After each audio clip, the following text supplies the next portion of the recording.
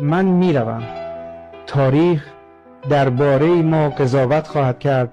امروز که در آستانه ترک خاک ایران هستم، آرزو دارم که فرزندان شما در سرزمینی زندگی کنند که در آن علم، دانش و فرهنگ آزاد باشد و نه در اسارت ترس و خرافه.